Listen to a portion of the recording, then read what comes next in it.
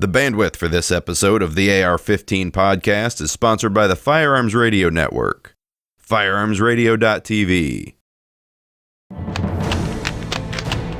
Welcome to the AR-15 podcast. This is the podcast about your favorite black rifle. This show is for you. Whether you're building your first AR or you've been building ARs for years, there is something we can all do to take our black rifle to the next level. You make this show possible by clicking through our Brownells and Amazon affiliate links. The next time you order online, go to AR15podcast.com and click through our Brownells and Amazon affiliate links. It doesn't cost you anything extra, and a small portion of your sale goes to supporting pro-gun radio like the AR-15 podcast. Support the Firearms Network as a whole by pledging your support at patreon.com/FRN. Hello, everybody. Welcome to episode number 141 of the AR-15 podcast. So on tonight's episode, we're going to be talking about the 223 Wylde chamber.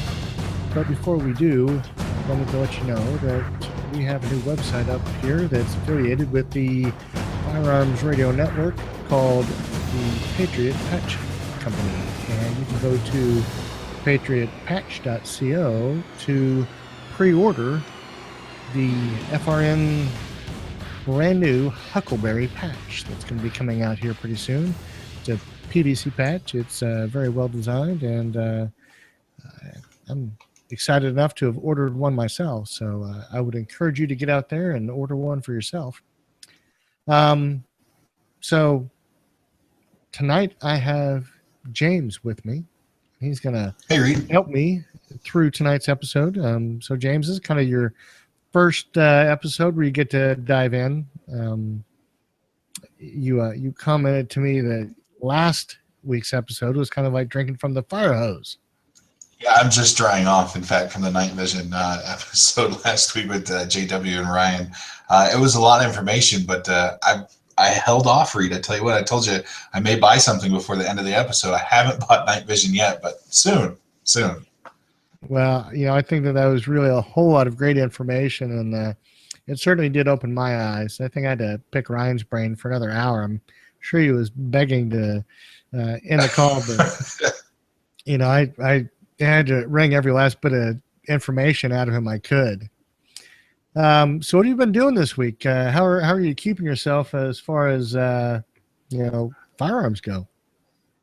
It was vacation time this week, so hanging out with the kids and just kind of cleaning out the safe, finding things I didn't realize I had or I bought and just stashed back there. Also was able to pick up a 300 blackout upper locally. It just happened to pop up on one of the for sale pages in town, one that I was looking for. Didn't have to pay for shipping or tax, anything like that. So I like it when those deals kind of fall in my lap and they just show up basically at my doorstep. Oh yeah, that is great. Well, the great thing about that is that there's not really a UPS trail, no box to have to ditch in the garage, no wrapping that you have to hide from the wife.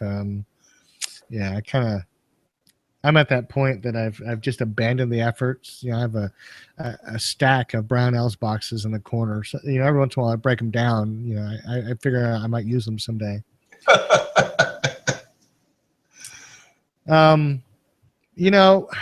We've had a couple of emails really in the last, I'd say 30 days, asking about the 223 Wylde chamber.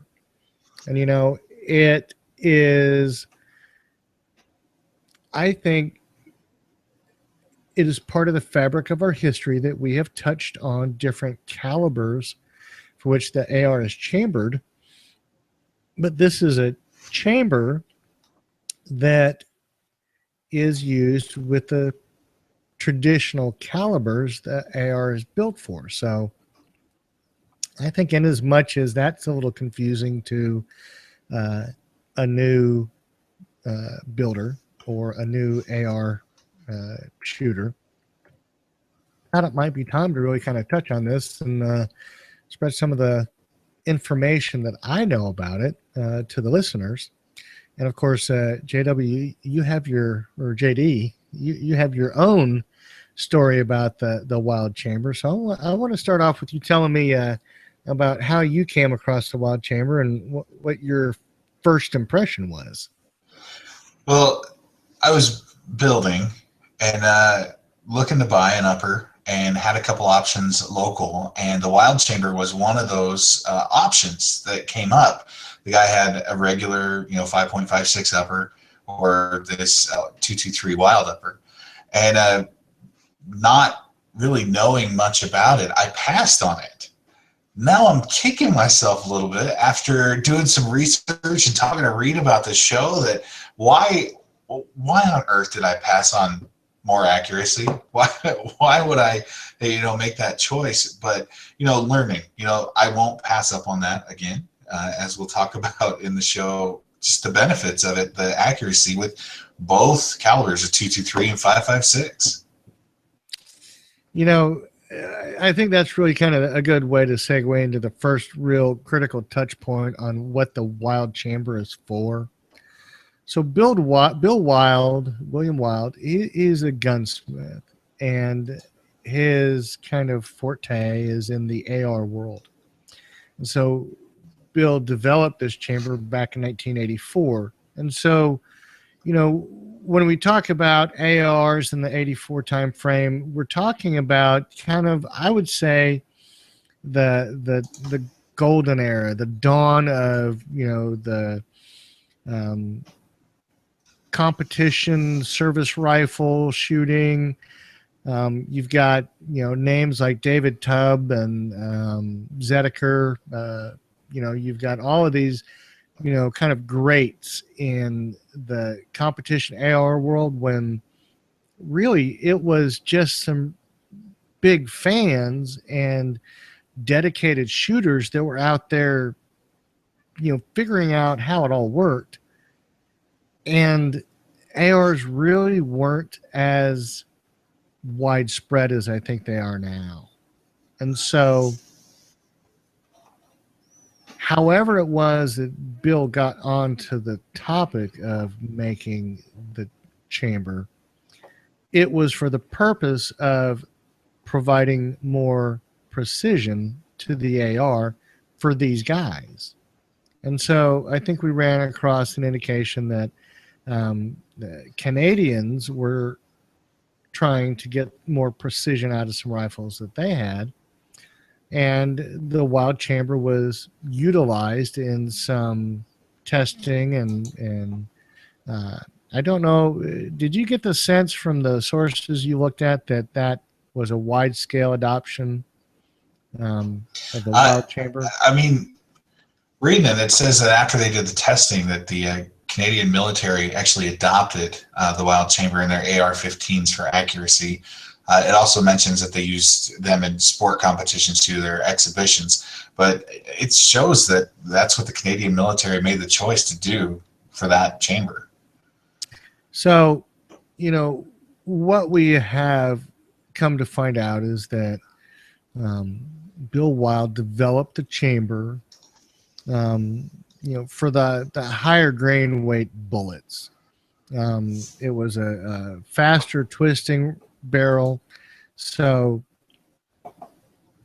that combination of factors leads you to more accuracy. And of course, 1984, that was 3 years before I joined the Marine Corps, and we were still, we weren't shooting 1 in 7 twist barrels. I think mine was a 1 in 9 twist, and we were still shooting. We weren't shooting the 109. I think we were shooting old surplus ammunition, and those are my impressions. Of course, I could be wrong. That was a long time ago. I've slept many times since then. But we weren't using the heavier grain weight bullets. Obviously, the 77 grain bullet that you're seeing in the Mark 262, that wasn't even really on anybody's horizon these kinds of developments, these gunsmiths, these shooters, were kind of at the forefront of those evolutions. And you see them incorporated into mainstream military use today, as far as the ballistic side, the ammunition side. I don't know that the chambers have been modified in any meaningful way.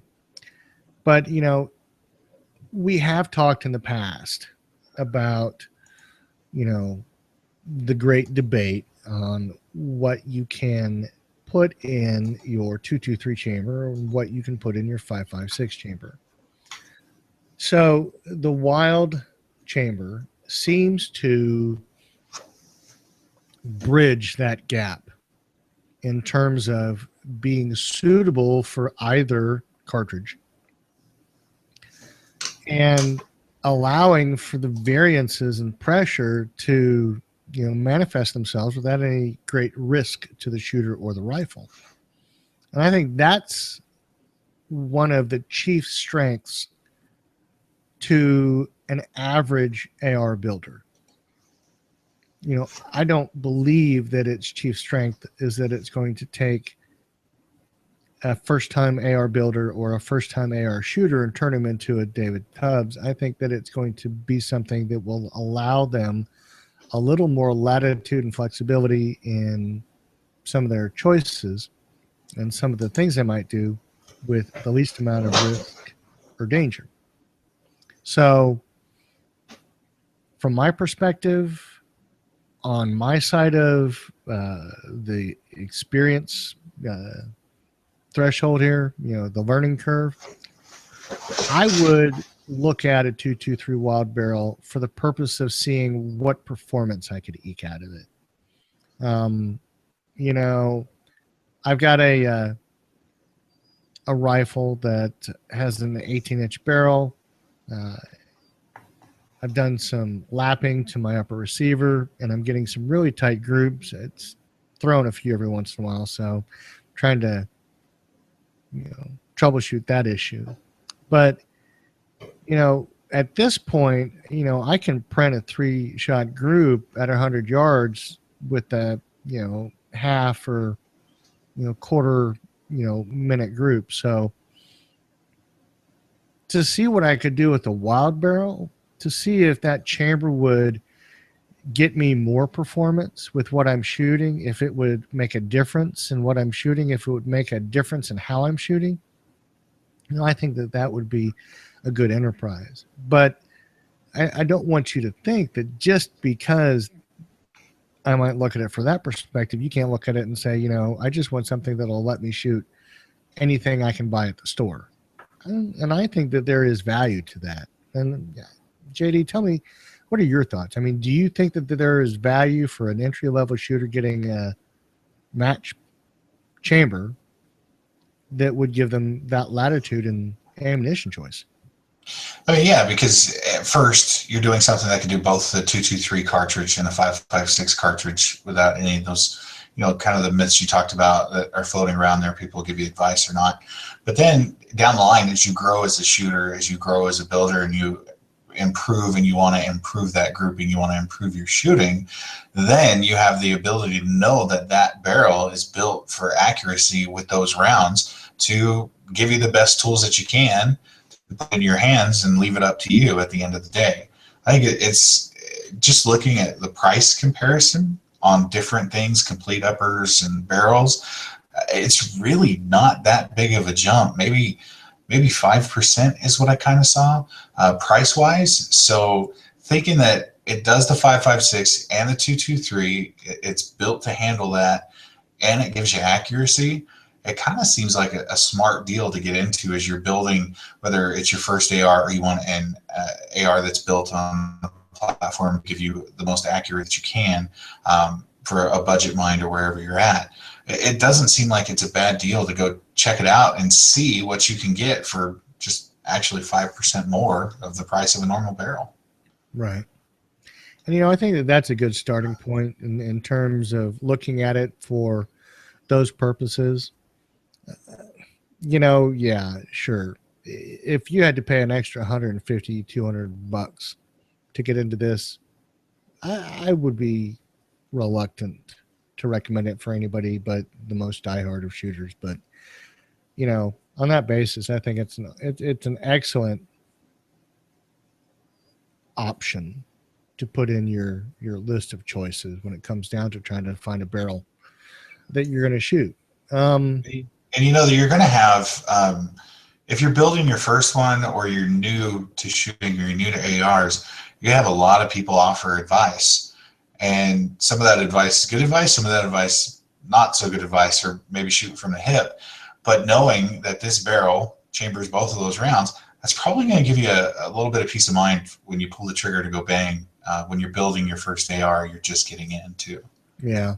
And I think, and then JD, you and I touched on it, and it's the issue that these rifles are built, and it takes a shooter a while to be able to use the rifle to its fullest potential.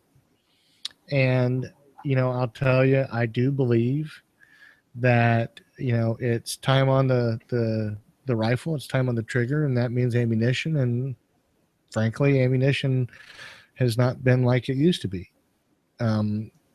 It's far more likely that you'll have to compromise in terms of what you're loading into your rifle than the alternative, which is to have an absolute plethora of choices of unlimited varieties and low cost.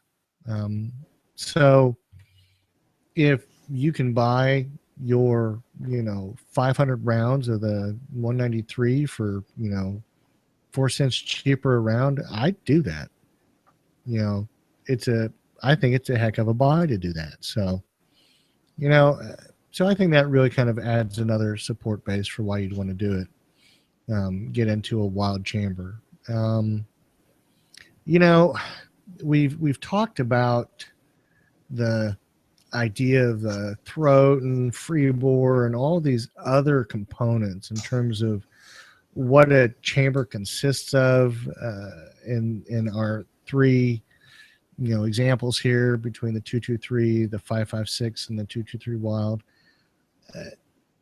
There are too many obscure numbers and too many obscure machinist type concepts to really sit here and talk about.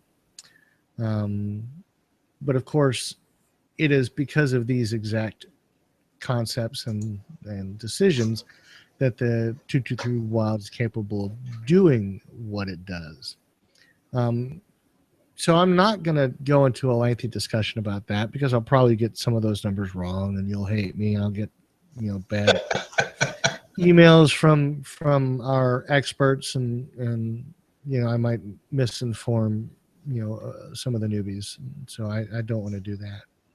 But we did find a little blurb of a post, and it's attributed to Bill Wylde.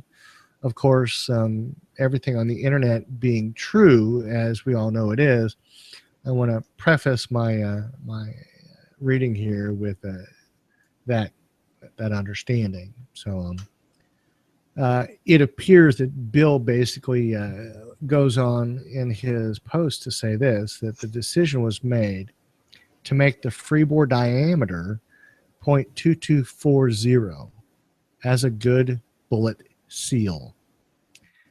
He says that done, excess freebore made little difference to accuracy. One of the reasons the magazine length 69s shot so well in the chamber. It so happened that the 80 grain Sierra seated to the lands was about ideal at 0.247 inches overall length. He says, simple luck, all of it.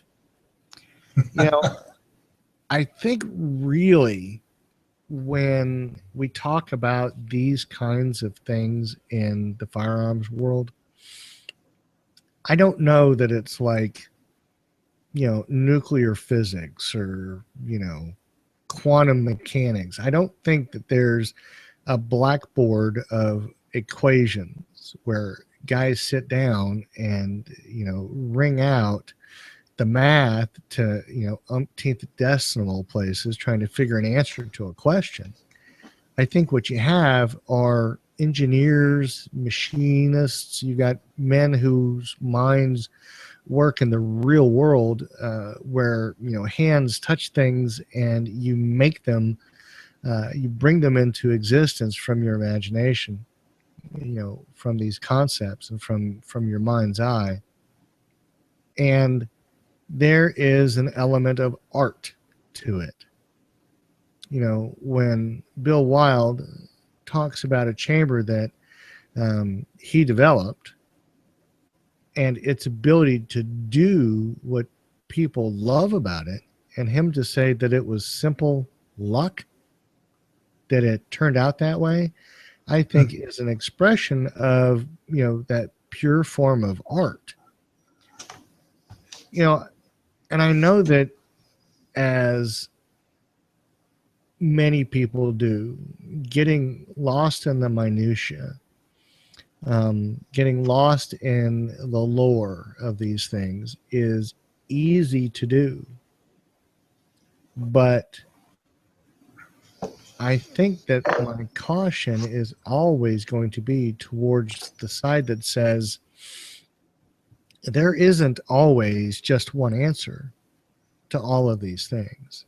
And so I think it is better to trust the larger experience of the community with something like a novel chamber, or a chamber that's been around forever that seems non-traditional, and then build up your experience with it, than it is to find the guy that's barking the loudest about his understanding of something, and follow that blindly.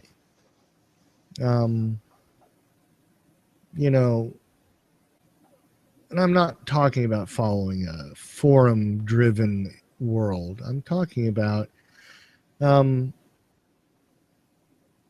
something driven by manufacturers, by competitors, by buyers, by builders, by people that are actually in the business of making and selling, buying and using these things. You're going to be able to find plenty of people that will give you their input, and real and meaningful input. So don't be afraid when it comes to any of these things to kind of trust that broader base of experience. You don't have to have touched a stove to think that when everybody tells you not to touch them when they're hot, that they might be right. So, take that for what it's worth. But, I'm really kind of impressed with what we have here in this chamber, and what we see time and time again is people's anecdotal experiences with them. And, I'll tell you that I think my biggest,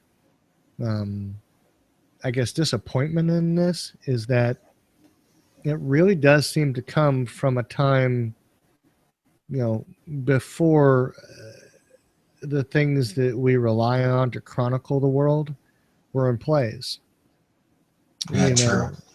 Today you go and look at, something about, virtually anything firearms related that has come up in the last 10 years. And, there's a dozen internet articles, there's a dozen wikis, and you can find magazine articles about them. Bill Wylde, who, as far as I can tell, is still living, you just can't find anything about him. You can't find anything about what he's got here in terms of his work, his record. And I'd be willing to bet that, there's that one place where all those guys go and they'll regale you with tales all day long about Bill Wylde this and his exploits here. And so, I think to the many listeners out there,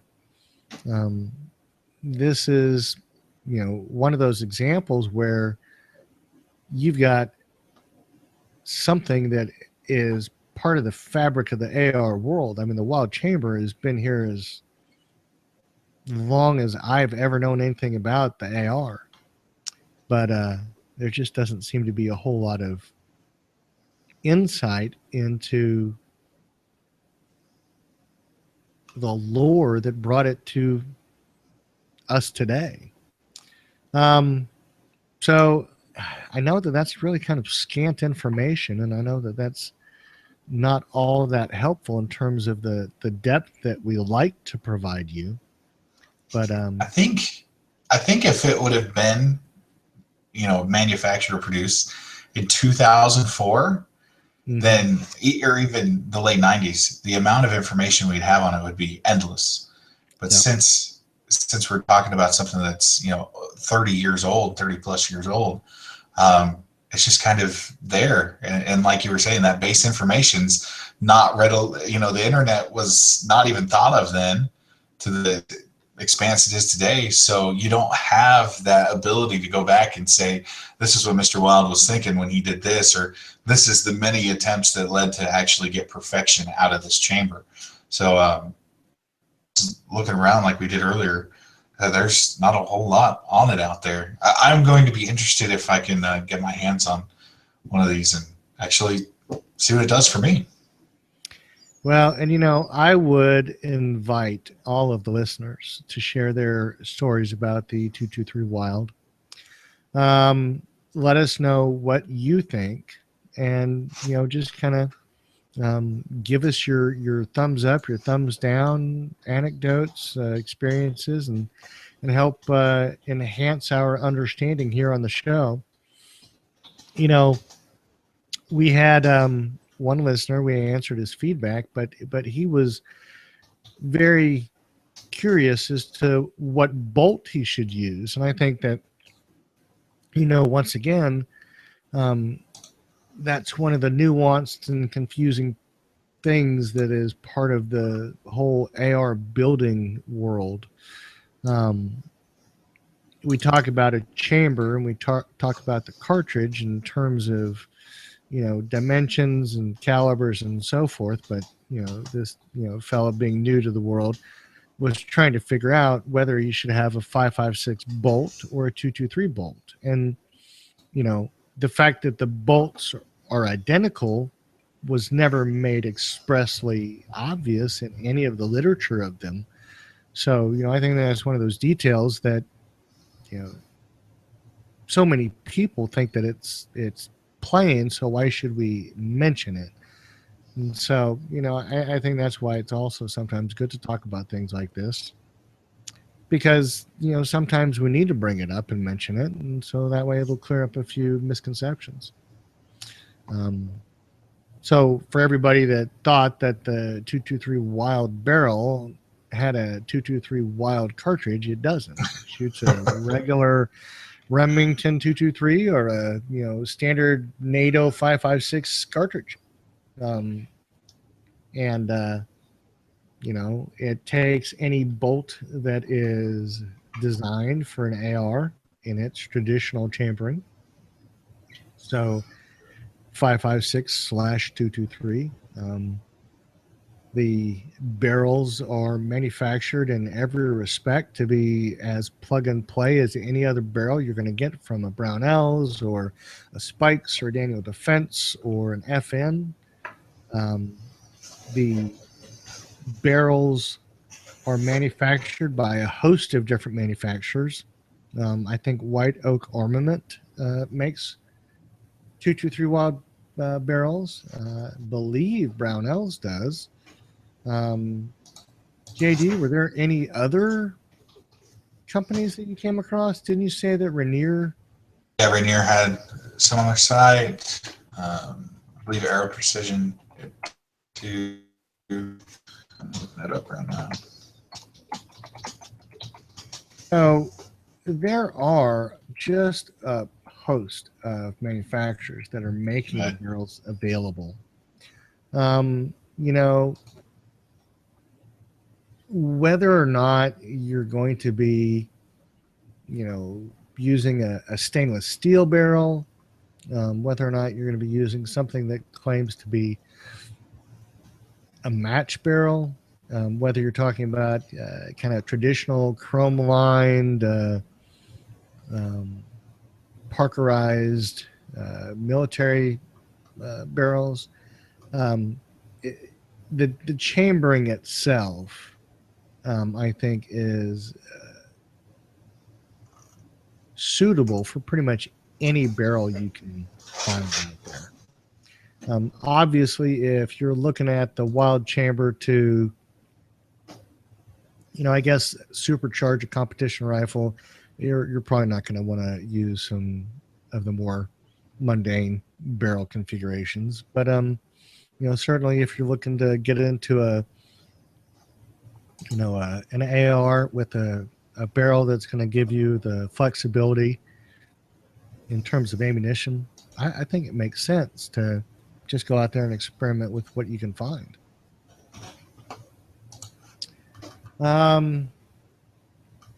Any other thoughts about that, JD? Brownells carries the White Oak Armament barrels, just kind of cruising around, checking them out. I'm intrigued to check it out to see what it can do for one of my future builds.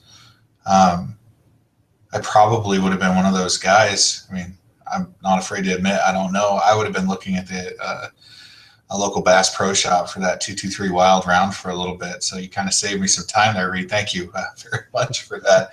But it's always about learning. And so I'm curious to get some feedback posted up on the AR-15 podcast Facebook page, asking if anybody has feedback or experience with this chamber. And we'd love to interact with you over there on it. And just kind of curious to see where it takes me. I'll add this to the night vision stack of future purchases. How future are we talking about? If you're going to be the rising guru of new builds, that means you're going to have to actually build some. Yeah, sneaking the parts in past the wife, who's kind of like an NHL goalie now when it comes to that stuff. That's what I'm working on. I find out if I send the kids in with the parts first, they get past her a lot easier.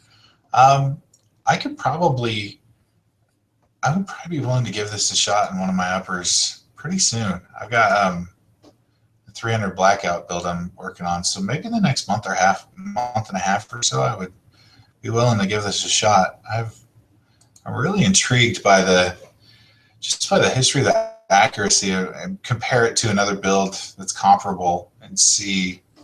Of course, we're handicapped by the shooter a little bit behind the trigger myself, but I'd be really curious to see what the accuracy on it is and if I notice a difference between the two builds. So yeah, I think it's something I could do in the near future. Well, there you go. Now you really only get your peak performance when you hand load your ammunition, right? Oh my goodness. We'll add that to the list. Well, yeah. Now, I'll get there one day. I have to tell you, if you can, get the pretext up of your involvement with the podcast for a good amount of time, you can always tell your wife that it's something that came in from a sponsor or somebody sent it to you to try it out and see if it works. As long as she doesn't reconcile the bank account, you're good. Yeah, I'll have to change the password on that daily to stay safe. So I think that kind of wraps it up, JD. Tell me from your perspective, is there anything that needs to be said about the 223 Wylde chamber to really make, I don't know, hit the point home, make the information more useful? I really just feel like I kind of let the listeners down in this because there really just isn't a ton of stuff to know about it. And I tell you, I went back to my precision rifle books, the Zedeker books, and those were recommended by Michael C., who, all Navy shooter several years in a row. I mean, just a, great competitor, and he gained a lot from these resources. And, even though it's mentioned, that there just isn't a lot of depth or thoroughness in what it's all about. So. Yeah, I think it's just because, just like anything else in the world of ARs, just because it's not blowing up Google doesn't mean it's not something that we should pay attention to. This chamber could be something that's just for you and your build, and you feel like it's giving you the accuracy you need, whether you're shooting just for sport or competition, or maybe it's pest control around the property or something, and it helps you with your accuracy there. Just because it's not a place or it's not the fad or anything like that doesn't mean that it doesn't have value. And I'm really kind of curious to see if maybe this is a dark horse or just something that's just kind of sitting back there in the behind the curtains a little bit, just there, that really could be utilized to do something pretty cool to take your AR to the next level. And you know what? I think it's interesting. You mentioned the chambering in terms of accuracy, and I mention it in terms of versatility and cost savings on ammunition. So I think that's an interesting differential there. So I guess with that, I would recommend the 223 Wylde chamber for anybody. I don't think that there's much in the way of a reason you wouldn't want to get one. Of course, I don't know that there's a reason you would want to stop a build just so that you can go find one. But that's my call. That's my recommendation. AD? I agree. I can't see any reason not to. Can't really find any negatives except for the lack of information out there on the internet. And maybe that's not really a bad thing with all that truth out there on the internet. But again, if you're in the middle of a build and you got your heart set on something, maybe just stick with that. And then the next time you're up, consider it. Take a look at it. See if you can get a deal on it. Find something local, somebody who's giving it a shot, maybe. All right. Well, we do want to touch base with the Otis guys and let you guys know that Thomas H. Jackson is the winner for the September 20th drawing. And so the fine folks at Otis Technology have sent over a mountain of rifle maintenance tools and cleaning kits for the AR-15 and AR-10. And we've been giving them away for quite some time now. We want you to watch for the special posts on Facebook to get a chance to win some of the awesome products made by Otis Technology. So we'll be giving away a complete MSR cleaning kit in either 556 or 762 in the middle of each month up until Christmas, when we'll be giving away a complete Otis Technology Elite cleaning system to one lucky listener. So during the alternating weeks, we'll be giving away a host of Otis tools and cleaning supplies. And for all of you guys, let's see, up to, I think, September 6th, I've sent your stuff out. So it should be getting to you soon enough. And I want to remind you that this is a shoestring operation, and only Jake is the beneficiary of the great fiscal rewards and, great dollars. Fortune. Absolutely. So, we're just, here on the bottom, mucking through the filth and the sewage, trying to get on with our lives. But we got it done, and it should be out to you soon. So feedback. We have a couple of pieces here, and I wanted to start off with Jonathan, who really kind of was the inspiration for tonight's show. He says, guys, great podcast. I've learned a lot in my short time listening to you. I know that now and then you guys will do a podcast on a specific caliber AR, so I was wondering if you could do one on the 223 Wylde cartridge. Well, it's actually the Wylde chamber, Jonathan. But let me continue. He says, I couldn't find where you've done this one yet, and from what I've read, it seems like this would be a really good chambering for a good all-around AR build. So, I think that is a prime example of one of the things that gets confusing about ARs and everything we like about ARs. There's just a whole lot of sides of the AR world that you have to have someone help you out with, someone to mentor you with, or else it kind of doesn't make sense. And so, Jonathan, here you go. This is our attempt at covering the 223 Wylde Chamber so that we can add a little bit more information to the background for everybody out there listening. And just like Jonathan, if you have a show idea or something that comes across your plate that you'd like to hear discussed, man, we'd love your feedback. You leave us feedback, comment on the Facebook page, send Reed a nice email. Be very nice to read. And, it's things like that come across sometimes. Your suggestions are the direction the show will take because you guys are on the other side of the speakers, the earbuds, and all that, making all this possible. So we want to make sure we're doing the shows that y'all want to hear. So give us feedback. Let us know what you guys want to hear. So the next one came in from, I believe it's Live Fire. So it's Joel Frederick dropped us a little piece of feedback after listening to one of our episodes. I think it was the SPR build. I'm not sure.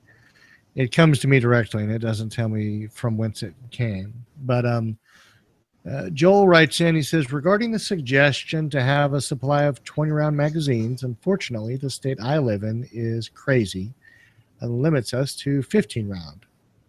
Although I have some higher capacity magazines, I have grown to like the 10-round mags from Magpul.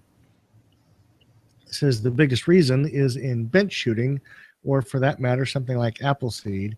10 rounds is about all that is needed unless you really want to or have a reason to burn through a lot of ammo. In the case of shooting at my local range, I found that I can rest a 10-round magazine on a bag or in a pinch my forearm, where a 20 or larger mag provides an unstable pivot point requiring a bipod. So I think that was in reference to JD or JW's suggestion. JD, I'm going to have a problem for a little while, with all these, something names, but I'll get it straight. In any case, I think Joel's commenting about JW's recommendation to use the magazine as a rest or a bipod or a monopod. I guess it wouldn't be a bipod. It would be a monopod. So there you go. Thanks for the feedback, Joel. Thanks for the contribution to the show. We always appreciate that from each and every one of you. So I think with that, we're going to call this an episode. And we are here in our moments of transition. I think we're getting JD up to speed. We've kind of thrown everything social media at him. He was not able to duck fast enough, so now he's stuck with it. See, we've got JW. He's had a couple projects, and he's doing some. I guess he's doing some work for his firm in the engineering world. So we've missed him a couple of times here, but he's working on a episode or two. But we will certainly get the rest of this stuff turned around and try to finish out the year and get shot underway soon. So we're excited for all of that. Go ahead, JD. SHOT Show has been something that I literally work a mile and a half from where they have the convention center and SHOT Show's at. Christmas does not come in December this year. It comes in January. So I'm really looking forward to that and being a part of that and see the stuff that comes out and the new innovations, because every year, my list, it just grows. It's like, oh, that, and that. And then by the next SHOT Show, there's something else So the kids, they're going to be really good at smuggling when they turn 18. Hopefully that doesn't get them in trouble with law enforcement. But looking forward to SHOT and continuing to just join the team here. All right. Well, you know what that means, don't you, JD? What's that? That means you get to read us out because I've done it so many times it just drives me nuts. All right. You can send any questions or comments to feedback at AR15podcast.com. You can also send us a recorded email by using the Speak In Pipe plugin on the right hand of the AR15 podcast website. Make sure you subscribe and listen for free. It's absolutely free on iTunes or on Stitcher. And leave a review. It helps when you leave that review on iTunes. It brings us up higher in the search list with people looking for specialized podcasts for AR-15s. Share your pics with us. Instagram at AR-15 Podcast. Tag your pictures with AR-15 Podcast. We'll make sure to share those and also click on those. And check us out over at Periscope. We broadcast live quick videos from time to time at AR-15 Podcast for that. You can follow us on Google+, also YouTube, where these are at AR-15 Podcast / there. Follow us on Facebook. We are cracking the whip over there, making sure we get to your interactions, your questions, or your comments. Make sure you get those answers quick. And just like hanging out and finding out what you guys are doing out there with your AR-15s. Check out the other great podcasts on the AR or the Firearms Radio Network, Gun Guy Radio, This Week in Guns. And don't forget to use the Brownells affiliate link for all your AR parts. You can find that at ar15podcast.com/parts. That helps out the show. That helps take care of some of the stuff, the bandwidth, the things that cost money to make sure we get this show out to you every week. And you can also use the Amazon affiliate links at firearmsradio.tv and 15podcast.com. I did all right. I'll give myself a C for that. Well, I think that's great. Well, we do want to remind you that if you get an opportunity to use any of those affiliate links, you may be able to allow Jake to provide actual, financial compensation for all of his staff because all the money rests with him because you guys don't shop enough. I just want to point that out. No, I'm teasing. So we all do this because we love it, we enjoy it, and really this is more about being a part of a community and giving back when we can, in any way we can. So we don't need you to do anything to put money in our pockets. We just enjoy being a part of a community that enjoys supporting each other. So to that end, if you want to really help us out, support us with your ideas, support us with your comments, support us with your feedback. We look forward to that every week, and we look forward to giving it back to you so that it can be helpful for somebody who didn't get to answer or ask that question themselves. So I guess with that, we'll just say goodnight to everybody and have a great week.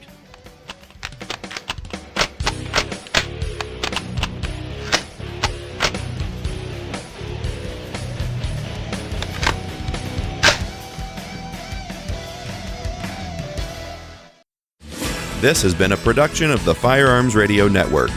You can find more information at firearmsradio.tv.